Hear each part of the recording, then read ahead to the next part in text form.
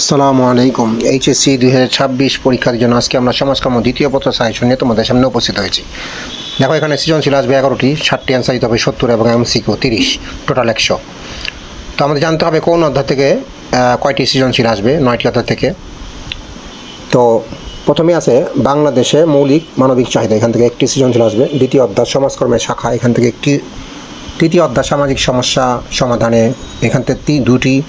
এই তিনটি, তৃতীয় অধ্যায়টি সবচেয়ে বেশি ইম্পর্টেন্ট। 4 অধ্যায় সামাজিক সমস্যা প্রতিরোধ, এখান থেকে একটি। 5 অধ্যায় সামাজিক আইন একটি। 6 অধ্যায় বাংলাদেশের সরকারি সমাজ উন্নয়ন কার্যক্রম একটি। 7 নম্বর বাংলাদেশের বেসরকারি সমাজ, এখান থেকে একটি। তাহলে এই 7টি অধ্যায়ের মধ্যে 7টি, প্রথম 7টি ইম্পর্টেন্ট। 8 এবং 9 অধ্যায় না পড়লেও হবে। 8 অধ্যায় এবং 9 অধ্যায় কম ইম্পর্টেন্ট তুলনামূলকভাবে। আমরা যেহেতু সবগুলি অধ্যায় পড়বো না, আমরা কী করবো, 1 থেকে 7 অধ্যায় পড়বো। এখান থেকে আমরা 8টি সৃজনশীল কমন পাবো, সেখান থেকে বাছাই করে 7টি সৃজনশীল অ্যান্সার দিতে পারবো। তাহলে আমরা 7টি সৃজনশীল কম পাবো। অথবা যদি কেউ দুর্বল হয়, কম পড়তে চাও, তাহলে 1 থেকে 6 অবশ্যই পড়বে। এখান থেকে 7টি সৃজনশীল অবশ্যই পাবে। তোমাদের 7টি সৃজনশীল দিতে হবে। তো এখান থেকে তৃতীয় অধ্যায় মাস্ট ভালোভাবে পড়বা। এখান থেকে 2টি সৃজনশীল আসবে। সেই হিসাবে 1 থেকে 7 পড়লে 8টি, 1 থেকে 6 পড়লে 7টি।